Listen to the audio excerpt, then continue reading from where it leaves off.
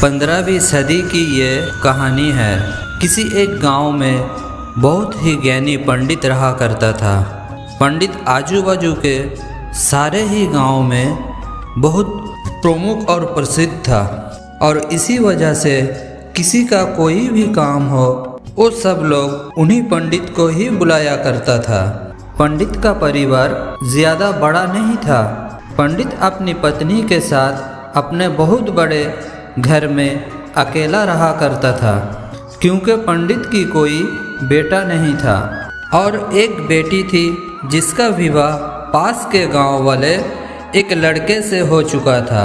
पंडित ने शादी से पहले अपने होने वाले दामाद की अच्छा से जांच पड़ताल की थी और अपनी बेटी का भविष्य भी ठीक से पढ़ा था। तब जाकर उसने बेटी की शादी की थी, लेकिन चंद सालों में ही पंडित का दामाद बुरी आदतों के चुंगल में फंस गया। जुआ और शराब की बुरी लत ने उन्हें सड़क पर लाकर रख दिया था। अपने बेटी की ऐसी दुर्दशा देखकर पंडित की पत्नी काफ़ी दुखी होती थी और अक्सर पंडित को कहा करती थी, तुम जाकर उनकी मदद कराओ। पंडित हमेशा अपनी बीवी को ये कहकर टाल देती थी, मदद करने के लिए मना कर देता था कि अभी कुछ समय तक उनका बुरा वक्त चलेगा। हम चाहे कितनी ही कोशिश कर ले उनके नसीब को बदल नहीं पाएंगे। पंडित की ऐसी बातों से उसकी पत्नी काफ़ी दुखी हो जाया करती थी और मन ही मन सोचती थी कि कैसा स्वार्थी पिता है, अपनी बेटी की इतनी कष्टों में देखकर भी मदद क्यों नहीं करते। आखिर भगवान ने जो इतना सारा धन दिया है हम लोगों को, उसका क्या करेंगे।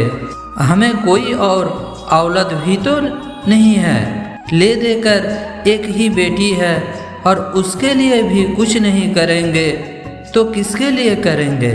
पंडित की पत्नी मन ही मन में ये सब सोचती थी, लेकिन पंडित ऐसा नहीं सोचता था। ऐसा नहीं है कि पंडित अपनी पुत्री से प्रेम नहीं करता था, लेकिन उसने अपनी पुत्री की कुंडली इतनी अच्छी से पढ़ी थी और वो ये पहले से ही जानता था कि वो चाहे किसी भी लड़के से शादी करती, लेकिन उसके जीवन में ये समय आने वाला ही था और बिना इसे भुगते उससे छुटकारा नहीं मिलने वाला था।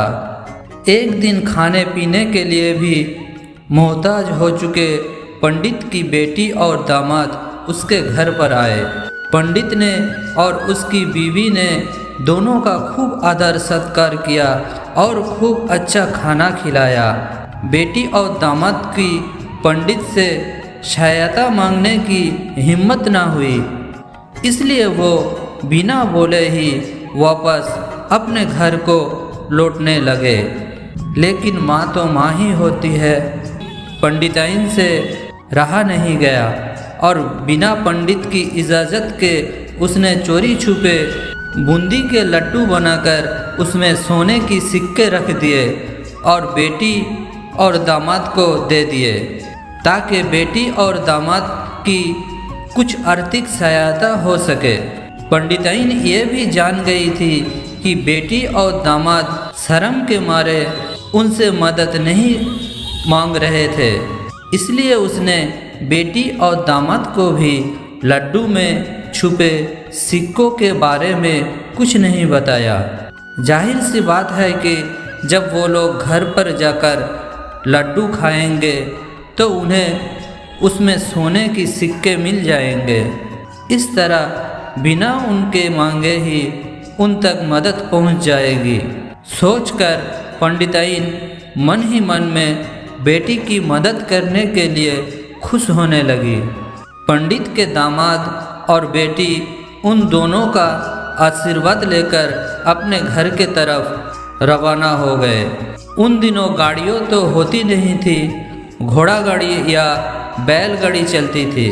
पैसे ना हो तो चीज़ों की लेन देन से भी व्यवहार होता था। बेटी और दामाद का गांव पंडित के घर से थोड़ा दूर था, फिर भी पैसों की कमी की चलते वो चलकर अपने गांव की तरफ निकल पड़े। थोड़े दूर ही चले थे कि पंडित की बेटी की पैर में मोच आ गई और अब उसको चलना भी मुश्किल हो गया। पंडित की दामाद ने जब देखा कि उसकी बीवी जब बिल्कुल चलने में सक्षम नहीं है तो उसने एक टांगा अपने घर तक किराया पर ले लिया। दोनों पति पत्नी टांगे में बैठकर घर तक पहुंच गए, लेकिन टांगे वालों को देने के लिए उनके पास पैसे थे नहीं। इसीलिए पंडिताइन ने जो बूंदी की लड्डू उन्हें दिए थे वही किराए के तौर पर उस टांगे वालों को दे दिए। टांगे वाला बूंदी की लड्डू को लेकर वहाँ से चला गया। टांगे वाला अपने घर की तरफ जा रहा था, तब उसे एक हलवाई की दुकान दिखी। उसने सोचा कि थोड़ी सी बूंदी के लड्डुओं से मेरा घर के लोगों का पेट थोड़ी भरने वाला है। इससे अच्छा मैं इन बूंदी के लड्डुओं को बेचकर उनसे कुछ चावल खरीद लेता हूँ। टांगे वाले ने बूंदी के लड्डू हलवाई को बेच दिया। जिस गांव में वो हलवाई रहता था उसी गांव में एक आदमी ने अपने घर पर पूजा रखी थी और उसी पंडित को उस पूजा के लिए बुलवाया था। पूजा में लगने वाले प्रसाद के लिए उस आदमी ने उसी हलवाई से बूंदी के लड्डू लिए जहाँ पर उस टांगे वाले ने बेचे थे। हलवाई ने भी उस आदमी को टांगे वाले से खरीदे हुए लड्डू ही पहले दे दिए ताकि वो खराब ना हो जाए, क्योंकि वो नहीं जानता था ये लड्डू कब बने थे। पूजा खत्म होने पर दक्षिणा और बूंदी के लड्डू लेकर जब पंडित अपने घर आया और खाना खाने बैठा तो प्रसाद में लाए बूंदी के लड्डू खाते वक्त लड्डू से सोने का सिक्का निकला। इस घटना को देखकर पंडिताइन की आंखों से आंसू बहने लगे। पंडित ने जब पंडिताइन से उसके रोने का कारण पूछा तो पंडिताइन ने पंडित को सब कुछ बताया और पंडित से उनकी बातों पर भरोसा ना करने के लिए माफ़ी मांगी। पंडित ने पंडिताइन के आंसू पोंछे और कहा कि तुम्हारी तरह मैं भी हमारी बेटी को बहुत प्रेम करता हूँ, लेकिन अगर हम उसकी अब मदद करते हैं तो दामाद हमसे हमेशा ऐसे ही मदद की अपेक्षा रखेगा और अपनी बुरी आदतों को कभी नहीं छोड़ेगा। पंडिताइन भी अब पंडित की बातों से सहमत हो गई। 2-3 महीने बीत गए। पंडित के दामाद और बेटी फिर से एक बार उसके घर आए और इस बार उनकी परिस्थिति पहले से बेहतर थी, क्योंकि पिछली बार खाली हाथ जाने के बाद दामाद ने नया काम शुरू किया था और अपनी सारी बुरी आदतों भी छोड़ दी थी। दोस्तों, नसीब का लिखा नहीं बदलता। ये कहानी आपको कैसी लगी और आप भी नसीब पर भरोसा रखते हैं या फिर आप उन लोगों में से हैं जो अपना नसीब अपने हाथों से खुद लिखना चाहते हैं?